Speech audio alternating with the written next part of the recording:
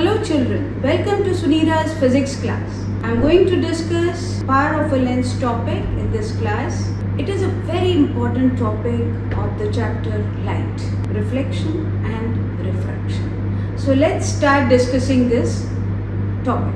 As you already know, you have studied about the lenses, convex lens and concave lens. Convex lens is a converging lens and concave lens is a diverging lens. तो हमें ये पता है बच्चों कि power of a lens क्या होता है, कैसे हम इसको डिफाइन करेंगे. जब लाइट इन लेंसेज पर पड़ती है, B it a convex lens, B it a concave lens, these lenses converge or diverge the light rays falling on them. So we say the power of a lens is the ability of the lens to converge or diverge the light rays falling on it. So अगर हम case लेते हैं convex lens का, which is a converging lens, which you already know. Concave lens is a diverging lens.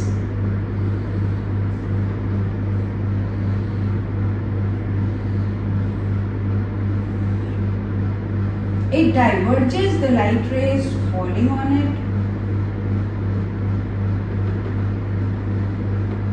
And this converges the light rays, convex lens converges the light rays falling on it. Okay, so power of the lens, I am again repeating, is the ability of the lens to converge or to diverge the light rays falling on it. पहली चीज आपको ये पता होनी चाहिए. दूसरी चीज आपको पता होनी चाहिए कि जो कॉन्वेक्स लेंस है, क्योंकि वो कन्वर्ज करता है लाइट रेज को, तो उसकी जो फोकल लेंथ है वो पॉजिटिव है, और ये डाइवर्ज कर रहा है तो इसकी जो फोकल लेंथ हो जाती है वो हो जाती है negative.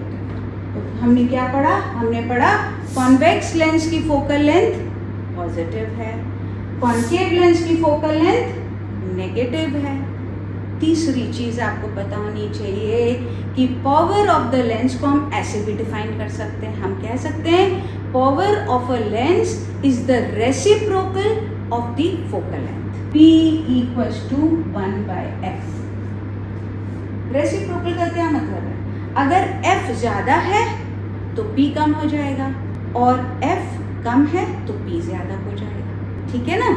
So that is what it means. So we say the power of the lens is the reciprocal of the focal length, and the SI unit of the power of the lens is diopter, represented by capital D.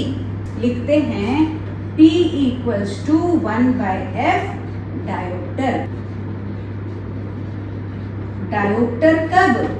तब जब focal length metre में होगी. अगर focal length centimetre में है तो आप पहले उसको मीटर में कन्वर्ट करेंगे, 100 अपॉन जो भी फोकल लेंथ आपको दी हुई है वो लिखेंगे, उसके बाद वो बन जाएगा डायोप्टर में. इस बात का आपको ध्यान रखना बहुत ज़रूरी है.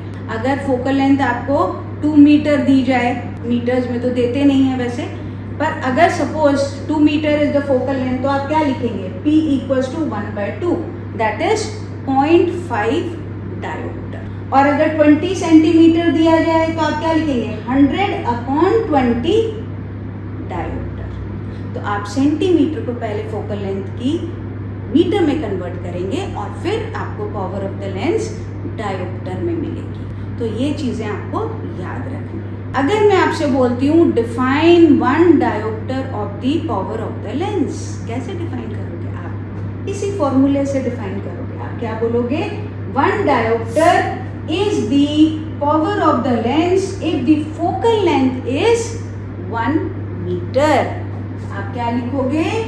1 diopter is the power of the lens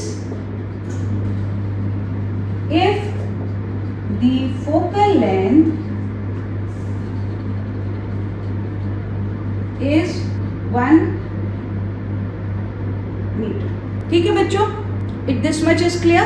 Now we go to combination of the power of the lens. Now what is combination of the power of the lens?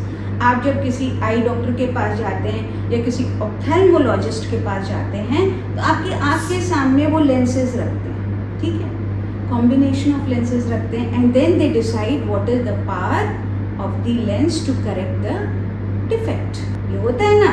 तो आपको ये मैंने बताया कि कॉन्वेक्स लेंस की पावर पॉजिटिव होगी. क्यों positive होगी? क्योंकि फोकल लेंथ कॉन्वेक्स लेंस का पॉजिटिव है. कॉन्केव लेंस के केस में फोकल लेंथ नेगेटिव है तो power of the concave lens will be negative. याद रखिएगा, ठीक है.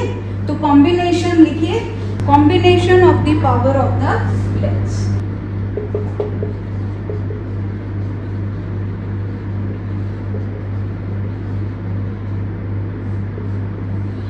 Combination of the power of the lens. तो कॉम्बिनेशन में सपोज हम बोलते हैं कि P equals to P1 plus P2 plus P3 and so on. ठीक है ना. ये इंडिविजुअल लेंसेज की पावर्स हैं तो हम उनको ऐड कर देते हैं. सपोज आपको दो लेंस आपके आँख के सामने रखे गए.